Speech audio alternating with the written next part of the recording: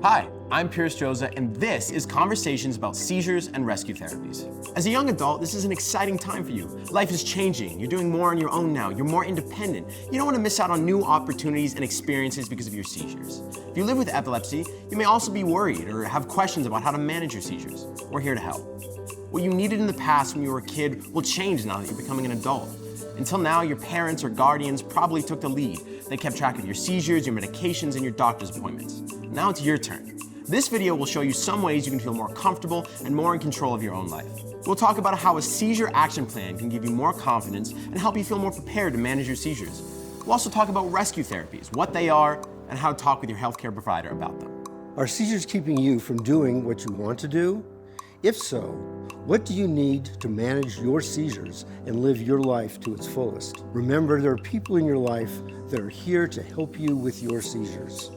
Your healthcare team, your family, and friends. To feel in control, you need to feel confident about talking about your seizures. Well, at first, I wasn't really allowed to be alone.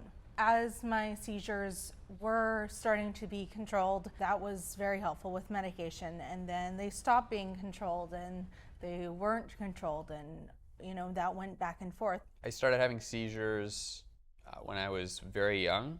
I still have seizures. I was diagnosed in college, so I was 18 years old.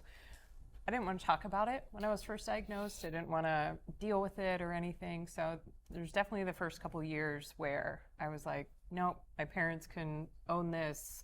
I don't want this to be a part of my life. Epilepsy is oftentimes a lot less about seizures themselves, but the time in between. That it's not necessarily just that you are someone who has seizures, but you're dealing with the reality that you are someone who might. I'm more talkative with telling people that I have it. I want more people to know about it, what to do. It's not going anywhere. And if I want to do things I want to do, have the career I want, and be able to move away from home, live in different cities that I want to live in, I need to take that ownership. I took Uber here today, and the driver told me that when he was in school, there was a kid and he had a seizure at school.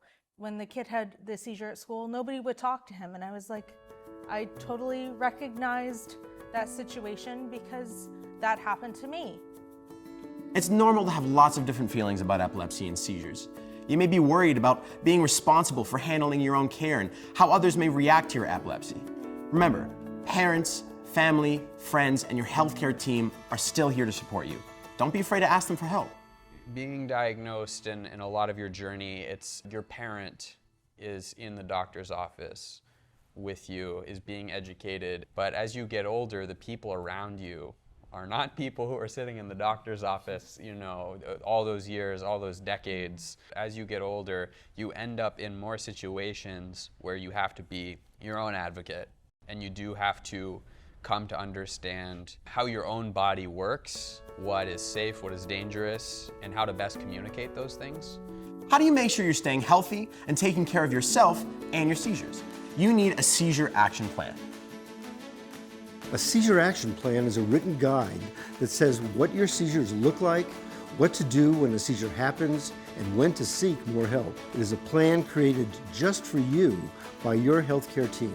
A seizure action plan should always list your daily seizure medication and a rescue therapy if one is prescribed for you. If you need a rescue therapy, the seizure action plan should say why, when, and how to use it. A seizure action plan can help you talk with other people about what to do and what not to do during and after a seizure.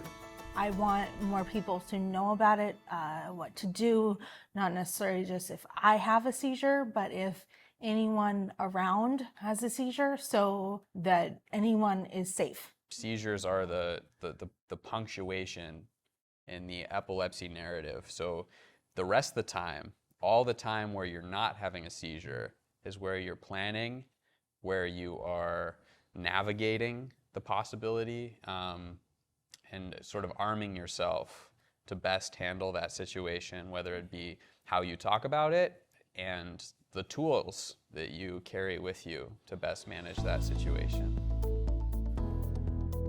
Rescue therapies are prescription medications designed to interrupt and stop a seizure or group of seizures. They can help with any type of seizure, big ones or little ones, or the funny feelings you get at the beginning of a seizure. Rescue therapies usually work fast, within minutes. Talk to your healthcare team to see if a rescue therapy is right for you. There are several new options available, so even if you've talked about rescue therapies in the past, it's important to talk about it again. Also, don't wait for your healthcare team to bring up rescue therapies. You can start the conversation.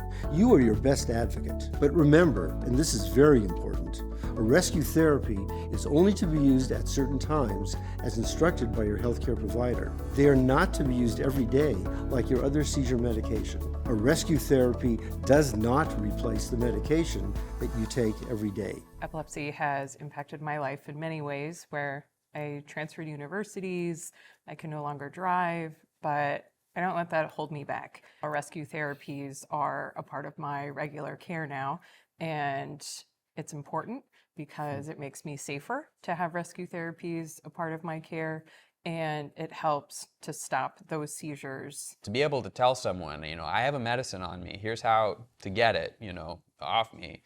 And it works in 1 to 2 minutes maybe, depending on what's right for you. Whatever your physician brings up can be a truly life-changing opportunity for you and the people around you to feel comfortable. Rescue therapies are typically used when your seizures change from what you are used to. For example, if you have more seizures than usual in a given period of time. How and when a rescue therapy is used depends on each person's needs. What's right for you may be very different from someone else. Rescue therapies may be used if seizures change during a high-risk time, when something is different from normal. Some people's seizures change when they are more stressed, when they are not getting enough sleep, or when they are sick with an infection or fever. You may pick up on these changes and know when you are more likely to have seizures. People with epilepsy use many ways to describe times when seizures are more likely to happen. Some people might say they're having a bad day, or breakthrough seizures. Healthcare providers might use different words to describe these times, like seizure cluster or cluster of seizures. So you should know what these words mean. The important thing is to tell your healthcare team as much as you can about any changes you experience with your seizures. Talking about seizures and epilepsy, especially with your healthcare team, can sometimes be a bit scary, embarrassing, and confusing. Don't just assume your healthcare team understands you. Make sure they do.